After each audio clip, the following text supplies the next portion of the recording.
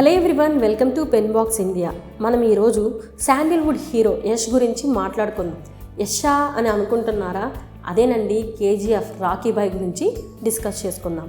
కర్ణాటక స్టేట్లో హాసన్ జిల్లాలో ఒక చిన్న గ్రామంలో జన్మించినటువంటి యష్ అసలు పేరు నవీన్ కుమార్ గౌడ. తన ఇంట్లో పెంచుకునే పెట్ డాగ్ పేరే తనకు పర్మనెంట్ పేరైపోయింది. వాళ్ళ నాన్నగారు బిఎంటీసీ డ్రైవర్. వారి సంపాదనతోనే ఫ్యామిలీ నడిచేది. యష్కి చిన్నప్పటి నుంచి సినిమాల మీద ఉన్నటువంటి ఇంట్రెస్ట్ తనని డిగ్రీ పూర్తి చేయకుండానే 300 రూపాయలతో మైసూర్ బాట పట్టించింది. ఎలా అయినా సినిమాలో హీరో అవ్వాలని తన సినిమా ప్రయత్నాలు మొదలుపెట్టాడు. కానీ జీవితం అంటే అన్నీ సాఫీగా జరిగిపోవు కదా. తనకి మొదట టీవీ సీరియల్ ఛాన్స్ వచ్చింది. వచ్చిన అవకాశాన్ని ఎటూ వదులుకోకుండా 2004లో ఎంట్రీ ఇచ్చాడు సీరియల్ హీరోగా.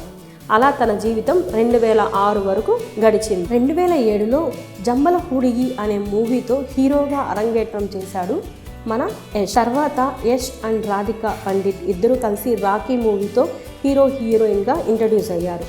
అలా మొదలైన తన సినీ ప్రయాణం గూగుల్, గోకుల్, రామాచారి అనే పెద్ద హిట్స్తో వచ్చిన అవకాశాలన్నీ అందిపుచ్చుకుంటూ తనకంటూ ఒక స్థాయిని పెంచుకొని ప్రశాంత్ నీల్ డైరెక్షన్లో రాకీ బాయ్గా ఎదిగారు.